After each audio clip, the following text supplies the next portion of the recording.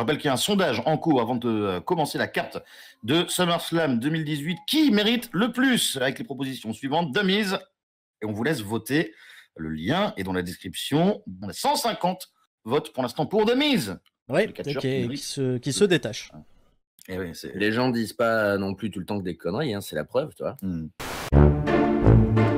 I could care less if everybody's on the internet going, oh, Miz doesn't deserve it. Oh, Miz shouldn't be WWE champion. Cry! Go ahead and cry and keep on doing it because that is the fuel that lights my fire.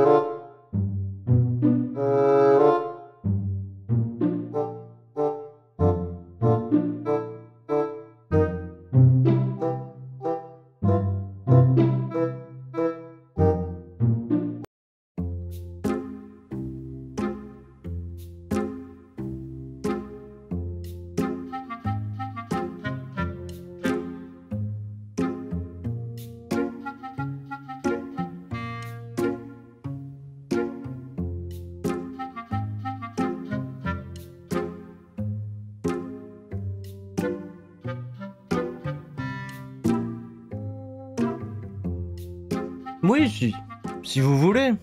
Si ça peut vous faire plaisir de le dire. Oui, il mérite. Bah, vous n'êtes pas les premiers à le dire, ça fait depuis des années qu'on le dit, qu'on le répète. Il mérite, bon, c'est tout. Voilà, hein? J'ai du sel, j'ai de la rage, j'ai de... Oh non, pas du tout, mais je vais vous le dire, je le dis, je me mets avec vous, tiens. Qui mérite de devenir champion de WWE? Oh là là, le meilleur talker de WWE depuis toutes ces années, à toujours être là, à se battre, à faire vivre ses rêves. Il mérite tellement. Maintenant, est-ce que nous, fans de catch, on mérite ça? Mais quel que soit le camp dans lequel on se situe, si vous êtes du côté de « Ah non, c'est pas vrai, il mérite pas, c'est quand même dommage, le règne de Drew McIntyre, ok, c'est la promo du Miz, ok, vous êtes reçus, mais les autres, ceux qui sont là, qui se disent « Oui, il mérite un grand programme pour lui, pour WrestleMania, après toutes ces années de carrière, oh là là !»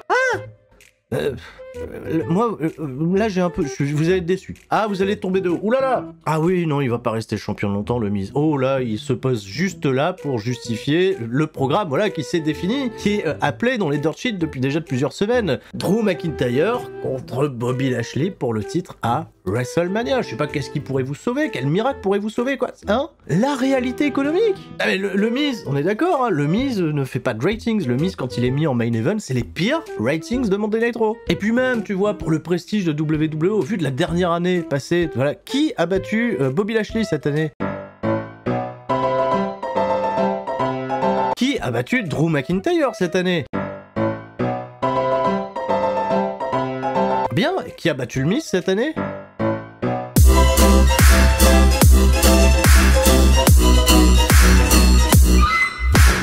Voilà.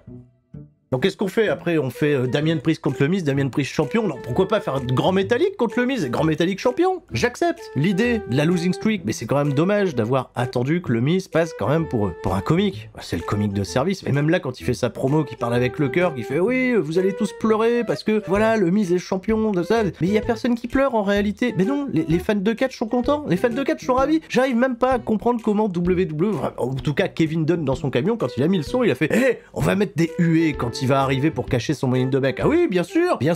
Dolph Ziggler, quand il était heel et qu'il a caché son moyen de bank, tout le monde était fou. Et ben ça aurait été pareil. Une vraie foule aurait accueilli le cash-in du Miz comme un truc, ah voilà, et on aurait tous crié, il mérite. L'authenticité du catch en 2021, Elimination Chamber, je suis pas salé.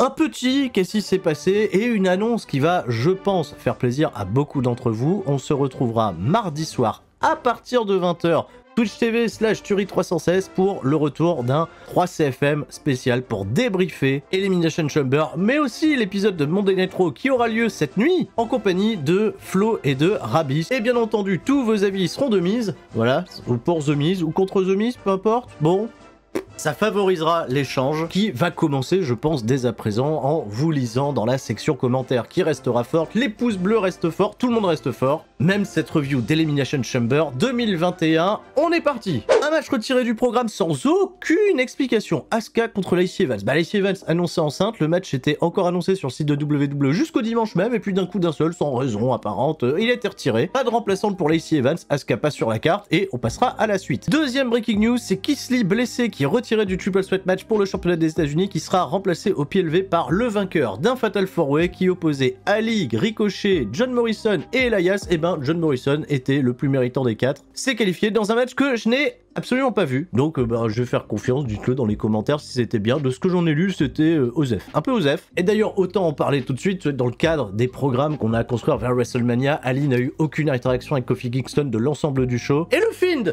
parlons tout de suite du Fiend, n'est pas intervenu pour distraire en quelconque raison Randy Orton. Pas de présence d'Alexa Bliss. On est resté un peu fade. Voilà. Le show va débuter avec l'Elimination Chamber de SmackDown et c'était pour moi déjà un très gros indicateur sur la tournure des événements, notamment dans le main event qui sera consacré au championnat WWE de Drew McIntyre, à savoir la branche rouge de Monday Night Raw. Kevin Owens, Sami Zayn, Baron Corbin et Jey Uso vont être les premiers enfermés dans cette Elimination Chamber. D'ailleurs, Kevin Owens a fait comprendre à Jey Uso qu'il allait le défoncer, hein, voilà, en claquant sa tête à plusieurs reprises sur le plexi.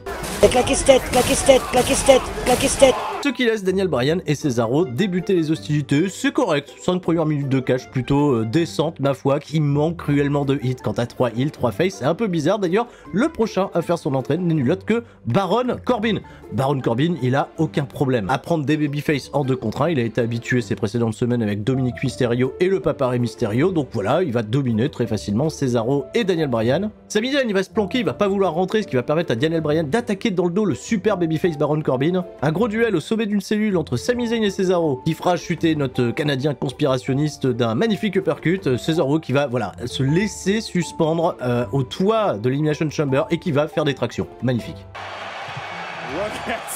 Et claquer sa tête. Baron Corbin sera la première victime de cette Elimination Chamber, battu voilà après un big swing et un magnifique sharpshooter de Cesaro qui endosse réellement le rôle de favori désormais pour remporter cette Elimination Chamber. Entrée de Kevin Owens et tout de suite Sami Zayn va chercher un peu de soutien auprès de son ancien meilleur ami, toujours meilleur ami, on va rapidement le découvrir. Et ben pas du tout, voilà, Kevin Owens c'est chacun pour soi, on va envoyer Sami Zayn directement dans une cellule. Pas grand chose de notable dans cette période de match, c'est Jey Uso qui va arriver ensuite. Pas le temps pour le Samoan de faire grand chose puisque Kevin Owens va tout de suite être à ses trousses. Avalanche de stunner pour tout le monde, on sent bien que Kevin Owens est en train de réaliser déjà son salut final, ça ne manque pas. Après avoir éliminé Sami Zayn, il se fait coincer le bras dans la porte de la Chamber. Super kick à répétition de la part de Jey Uso qui va conclure le séjour du Canadien avec un frog splash. Compte de 3, Kevin Owens est donc éliminé. Plus que 3 hommes en lice et Cesaro va continuer de briller en se débarrassant de Jey Uso mais sans l'éliminer. Grosse confrontation à nouveau entre Bryan et Cesaro qui tournera de manière magnifique à l'avantage de Cesaro qui va réussir un stomach crusher depuis la deuxième corde, plutôt impressionnant mais très mal cadré.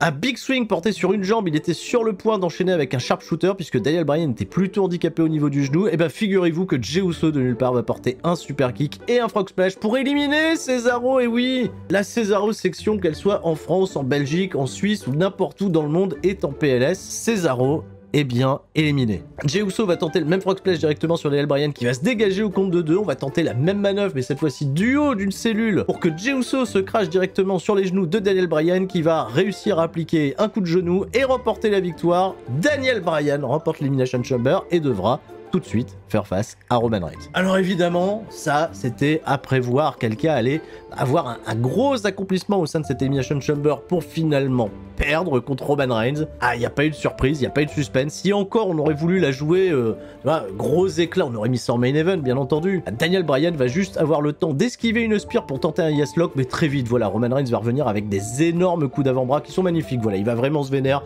Une powerbomb, une guillotine, Daniel Bryan pass out. Roman Reigns reste fort, reste champion avec beaucoup de rage. Et merci Edge d'arriver à la fin, Edge pour mettre une spire à Roman Reigns, pointer le signe de WrestleMania, parce que voilà, si vous l'aviez pas encore compris, Edge contre Roman Reigns à WrestleMania, c'est bon, c'est acté, il y a besoin d'attendre encore, voilà, et puis Edge va passer pour le gros gentil de l'histoire. Mon point de vue là-dessus, c'est que Daniel Bryan a été sacrifié, et je suis pas mécontent que ce sacrifice, au vu de l'écriture du match, n'ait pas été réservé à Cesaro, qui a perdu de manière clean, il a vu le coup de pied de Jey Uso arriver, je n'ai pas trouvé que l'élimination de Cesaro était déconnante dans la manière dont elle a été amenée, c'est lui qui ressort le plus fort cette Elimination Chamber, malgré son élimination en antépénultième place.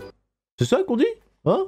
Voilà, pas mal hein, les mots, non? Je l'ai mal dit? Je sais bien. Ce qui laisse présager, bien entendu, que Cesaro partira dans son programme avec Seth Rollins pour l'occuper, peut-être jusqu'à WrestleMania, peut-être pour en sortir plus fort et préserver cette affiche que j'attends tout particulièrement entre Roman Reigns et Cesaro plus tard dans 2021. Voilà, faites ça après WrestleMania pour Payback, pour le premier pay-per-view, peu importe, mais ça va être super. Le Miz backstage est en tenue et va croiser l'actuel champion 24/7 de WWE, à savoir Bad Bunny. Une confrontation un peu, voilà, tendue entre les deux hommes qui sont, on a bien compris, en rivalité quand même depuis de nombreuses semaines. Bad Bunny va dire, et moi je suis champion, et toi c'est quoi ton match, le Miz ce soir? Le Miz va se vénère, Bad Bunny va lui mettre une grosse baffe dans la gueule. Le Miz, pas respecté, va vouloir se retourner, mais Damien Priest s'interpose et le Miz, voilà, se barre, la queue entre les jambes, laissant, bien entendu, supposer toute sa frustration. Et c'est évident que c'est un bien flagrant fusil de Tchekhov qui nous est présenté là. Triple sweat match pour le championnat des États-Unis. Bobby Lashley va facilement dominer Riddle et John Morrison pendant les 3/4 du match, même affligeant à quel point il est facile Bobby Lashley et qu'il a été construit tellement fort que c'est, voilà, c'est le Brock Lesnar qui coûte moins cher et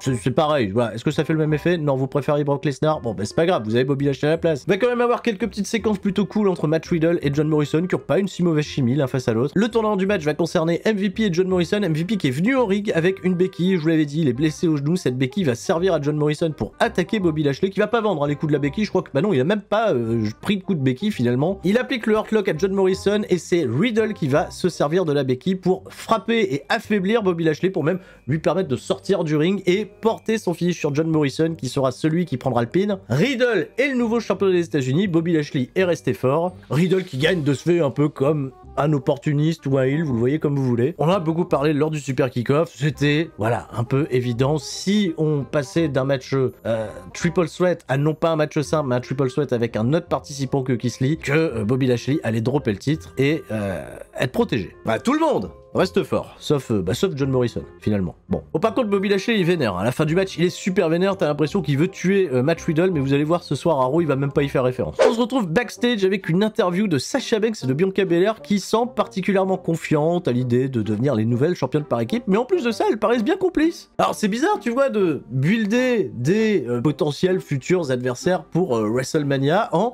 voilà, les mettant sur un pied d'égalité, notamment en termes de complicité. Les meufs se marrent, mais sans se provoquer. Reginald va faire un petit coucou et dit qu'il va préparer une belle bouteille de champagne pour célébrer la victoire potentielle de Sasha Banks et de Bianca Belair, ce qui fait plaisir à Sasha Banks et Bianca Belair, voilà, qui acceptent l'idée que désormais Reginald est du côté non plus obscur mais clair de la force, si tout est clair pour vous. Le match qui s'ensuit, Nia Jax et Shayna Baszler qui défendent contre Bianca Belair et Sasha Banks, va être un début de match plutôt comédico-dramatique en réalité, puisque voilà, il va y avoir des blagues, des références à mon trou, toujours avec beaucoup de subtilité, qui dessert totalement Bianca Belair et Sasha Banks. Dans ce cadre-là, je trouve que ça les dessert. Déjà que je les trouve assez insupportables dès lors qu'elles rentrent au ring. Enfin, Bianca Belair, arrête de danser comme ça. Qui danse comme ça, à part Chantal Goya? Non mais, sincèrement. Étonnamment, c'est Sasha Banks qui va prendre une 8, pas trop longue non plus. Bianca Belair aura l'occasion de revenir pour briller face à Shayna Baszler. Elle réussira à porter son KOD, mais laissera traîner son pied bien trop proche des cordes pour que Nia Jax s'en saisisse et la retire du pin. Bianca Belair va teaser un Fireman Carry sur Nia Jax. J'ai trouvé ça très rigolo. Michael Cole qui dit jamais elle arrivera à porter Nia Jax. La meuf, 3 semaines auparavant, elle arrive à porter Otis, tu vois, easy comme ça sur les épaules. Et ben, elle portera pas Nia Jax parce qu'on en a décidé autrement. Reginald va se pointer trop vite. On est sur une phase où Sasha Banks elle est plutôt en contrôle sur Nia Jax. Reginald il a déjà sabré le champagne, il pense que ça va être gagné, mais finalement non, c'est pas gagné. Nia Jax dans le back statement, elle arrive à attraper les cordes. Reginald il va proposer à Sasha Banks dans ce cas-là, prends l'alcool et frappe-la avec. Sasha Banks elle va regarder la bouteille, elle fait t'es sûr? Mais je vais pas faire ça quand même. Et l'arbitre il est arrivé, qu'est-ce que vous faites? Vous avez envie de picoler, c'est ça? Il va reprendre la bouteille à Sasha Banks qui va se faire avoir. Samoan drop. Victoire et toujours championne Nia Jax et Shayna Baszler. Reginald qui se fait engueuler derrière. Bon bah il fallait trouver un prétexte, hein, Reginald qui était le prétexte pour que Sasha Banks et Bianca Belair perdent le match et ne teasent absolument aucune animosité entre les deux. Ça n'a servi à rien. L'idée du match, on est bien d'accord, c'était quand même de foutre la merde entre Bianca Belair et Sasha Banks pour que Bianca Belair choisisse Sasha Banks comme adversaire à WrestleMania. Rien. On va continuer de teaser des choses avec Reginald. J'adore Reginald. Team Reginald sur ces salles catch. Mais c'est pas le point. Reginald, il va quand même pas catcher pour le championnat féminin. Attention WWE. Attention. Bien, Michael Cole et Corey Graves nous rappellent que dans un peu moins d'un mois désormais, Fastlane, dernière ligne droite avant WrestleMania, et juste après ça, on a un plan backstage entre le Miz et MVP qui discutent sans que, voilà, aucun mot ne soit audible pour l'assistance, pour les commentateurs. On sait pas ce qui se raconte, mais t'as plus l'impression de la manière dont c'est tourné que MVP vient faire une proposition au Miz et non pas l'inverse. N'oubliez pas, le sondage est dans les liens dans la description sous la vidéo. Qui mérite le plus avec les propositions suivantes? The Miz. Et pour l'instant, c'est The Miz d'ailleurs qui mène le sondage. 204 voix. 205 à l'instant. Hein, 205. C'est assez impressionnant. Hein. C'est assez fou, quoi. C'est assez. Il n'y a rien à dire. C'est un plébiscite. C'est dingue. C'est un plébiscite.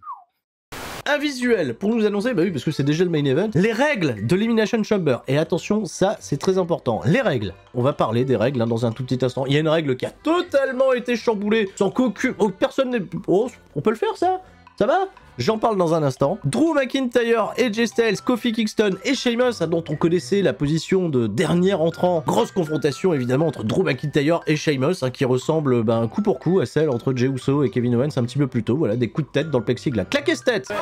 Claquez-tête! Et où personne n'aurait mis une pièce, et bah figurez-vous que c'est Jeff Hardy et Randy Orton le feignant qui vont débuter cette Elimination Chamber. Voilà, bah, comme ça on arrêtera de dire que Randy Orton est un feignant, quoique, hein. Ah oui, déjà, il fait des rest hold.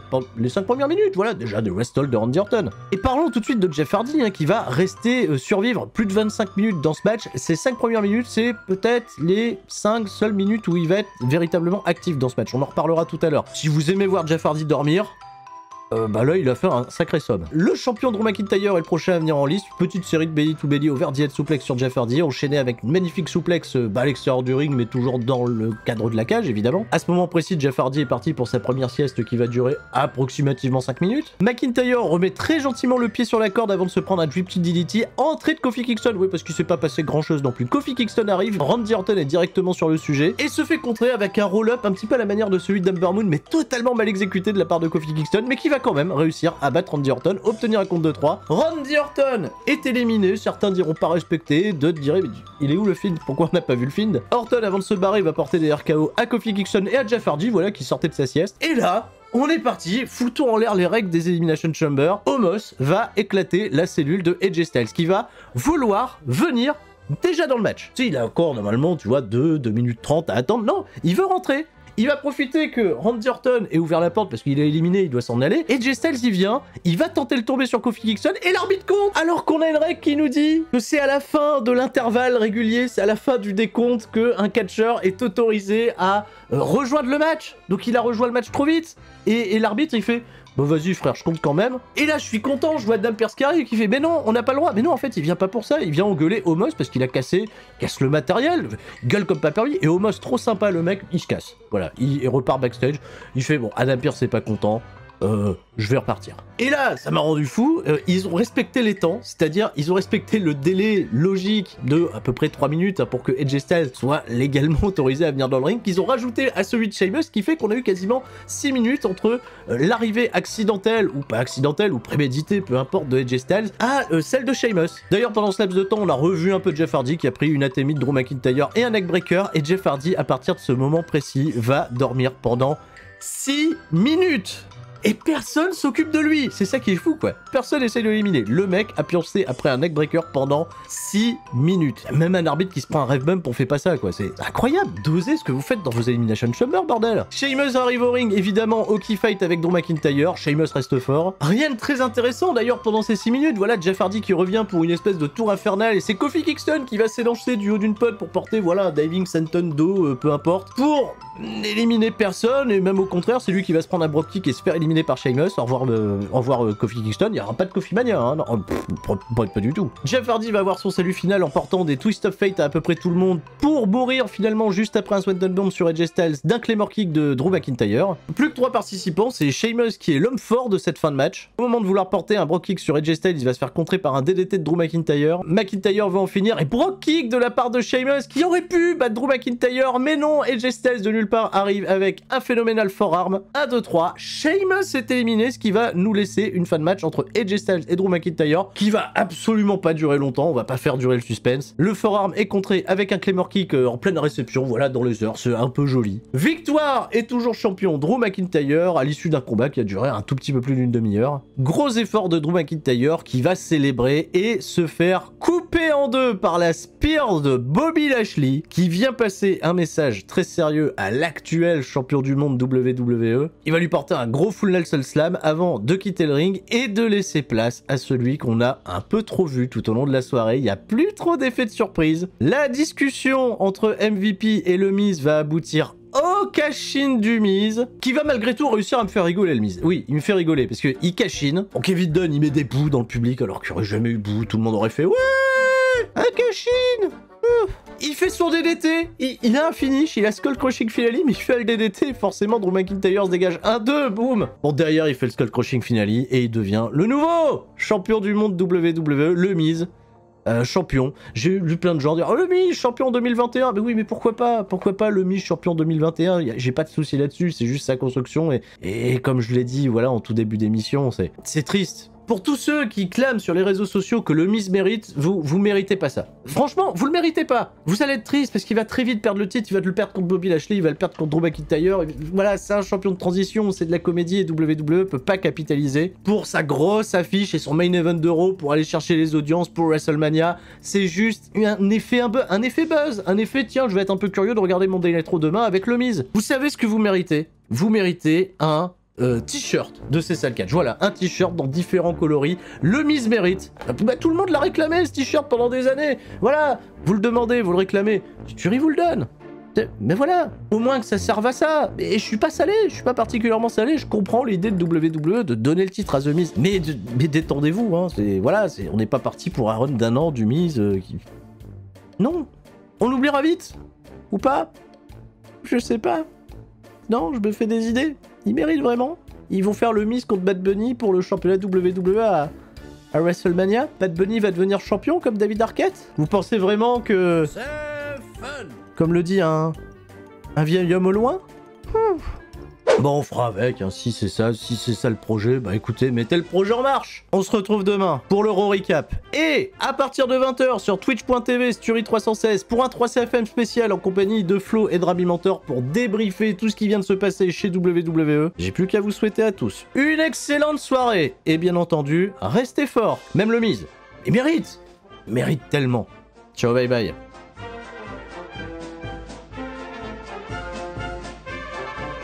Avant de balancer les résultats du sondage, non, balance-les maintenant, Sturi. Alors, Qui mérite le plus chez WWE? Les propositions étaient donc de mise. Et quel est le résultat? Alors, le résultat, donc, avec 251 votes au moment où on se parle, nous avons une victoire écrasante du Miz, qui est selon vous le catcheur qui mérite le plus chez WWE. Ouais, Mais peut-être qu'on se trompe. Hein. ouais. Ouais, non, Bravo, mais ça reste un sondage chez la communauté de Cessal Catch qui s'exprime. Donc c'est un sondage qui reflète les avis de la communauté Cessal Catch, mais oui, c'est une victoire écrasante du Miz qui continue même encore à prendre quelques votes, les copains. Le sondage va s'arrêter dans un tout petit instant. Si vous n'y avez pas encore voté, tant pis. Je pense que là, on ne pourra pas faire marche arrière. Le Miz donc est couronné le catcheur le plus méritant de WWE. Bravo à lui, il mérite. Oui, On sait voilà. qu'on depuis un an. Ouais, Voilà, il mérite. il mérite. Sturi, il va nous préparer le sondage du premier combat qu'on va couvrir.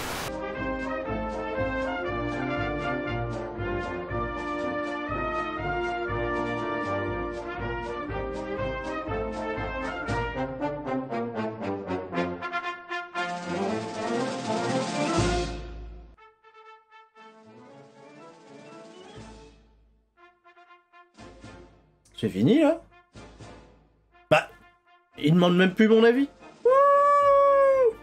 Bah, le Miz. Bah, mérite. C'est fun.